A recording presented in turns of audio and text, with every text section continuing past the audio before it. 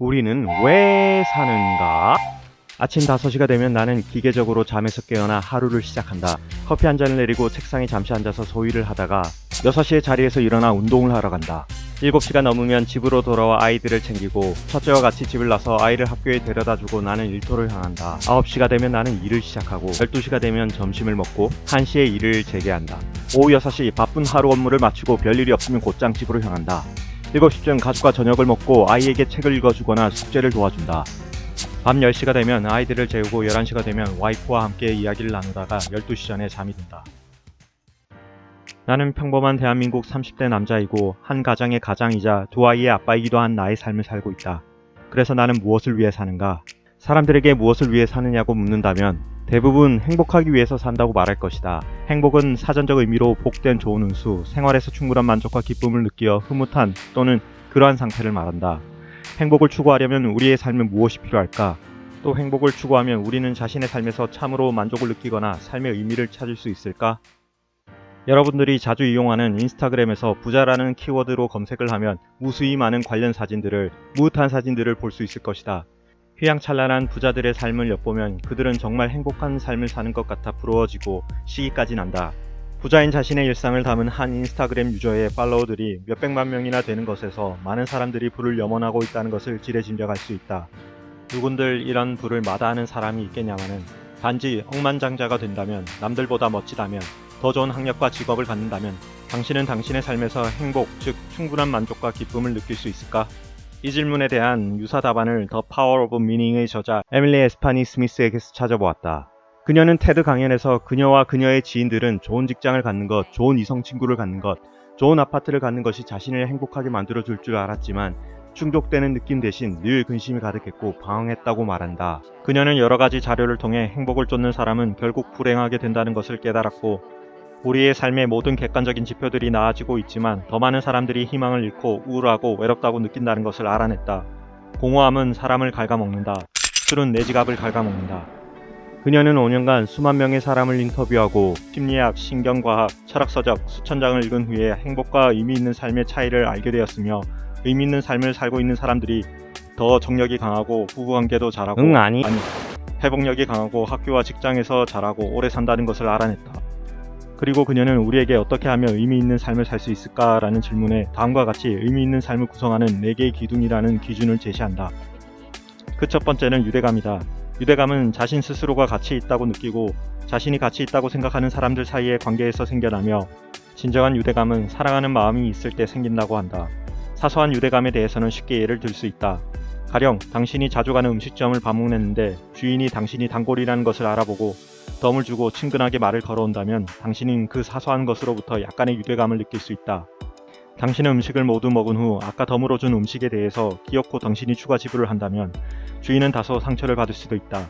왜냐하면 주인의 호의가 무시되었기 때문이다. 무시는 서로를 중요하지 않은, 즉 가치 없는 상대로 만든다. 이는 유대감의 기본 조건을 파괴한다. 둘째는 목적이다. 목적을 찾는 것은 자신을 행복하게 만드는 직업을 찾는 것과는 다르다. 여기서 말하는 삶의 목적이란 자신이 원하는 게 아니라 자신의 강점을 이용해 타인을 돕는 것, 자신이 무언가를 내어주는 것이다. 이런 목적은 당신이 살아갈 이유를 제공하고, 그 이유라는 것은 당신이 앞으로 나아갈 원동력이 된다. 가령 부모들은 자신의 아이를 바르게 키우는 것이 삶의 목적이 될 수도 있다. 교육자는 훌륭한 제자를 길러내는 것이, 종교인은 다른 이를 신에게 한 걸음 더 다가가게 돕는 것이, 학자는 참된 진리를 찾아 자신과 세상을 계몽하는 것이, 나는 돈을 개같이 벌어서 와이프에게 주는 것이 목적이 될 수 있다. 셋째는 초월성이다. 영어로는 transcendence. 다소 생소한 단어인 초월성이라는 것은 그녀가 말하길 자연 상태에서 자주 느껴지지는 않지만 바쁜 일상에서 당신을 기쁘게 하는 순간으로 자신이 사라지는 듯한 느낌을 받고 좀 더 높은 현실과 연결되어 있음을 깨닫게 하는 것이라고 한다. 어떤 이는 예술작품을 감상할 때 초월성을 느낀다고 하고, 어떤 이는 교회에서 경험한다고 한다.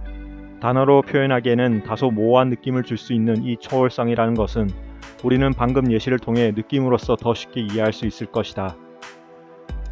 마지막은 스토리텔링이다. 스토리텔링이란 말 그대로 자신의 이야기를 쓰는 것으로 일상에서 이야기를 만들어내면 삶을 더 명확하게 바라볼 수 있게 하고 현재의 자신이 어떻게 형성되어 있는지 이해하게 된다. 사람들은 스스로가 우리 이야기의 저자이기 때문에 자신 스스로 이야기 전개 방식을 바꿀 수도 있다는 사실을 깨닫지를 못한다. 이를 깨달으면 삶을 단순히 사건의 연속으로만 보는 것이 아니라 이야기를 수정하고 해석하고 재구성할 수 있는 것으로 만들 수 있다. 물론 객관적인 사실에 기반해야 한다. 가령 사랑하는 연인으로부터 버림을 받은 사람은 단지 연인으로부터 매정하게 버림을 받아 목구멍에 밥이 안 넘어갈 정도로 상심하고 삶의 의지를 잃어버린 가련한 사람일지도 모르지만 그 상심을 재해석하면 그는 자신의 진정한 연인을 찾아 가는 여정에 놓여 있으며 그 여정 동안 몇 번의 경험들을 통해 미래의 진정한 연인 앞에 설 보다 더 성숙한 자신의 모습을 완성하고 있는 것이며 지금의 상심도 그 하나의 과정인 것이다.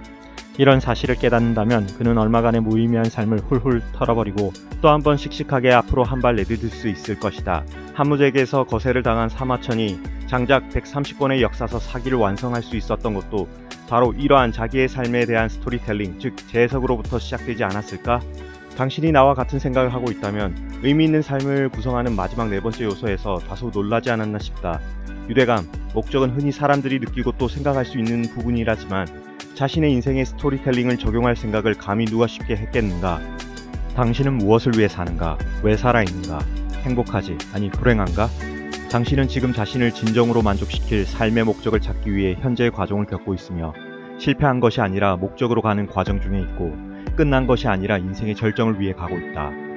당신이 겪어온 이 모든 것들이 지금의 당신을 만들었고 지금의 당신으로 끝난 것이 아니라 스스로의 이야기를 재해석함으로써 미래를 향해 삶의 목적을 향해 한 걸음 더 나아가고 있는 것이다.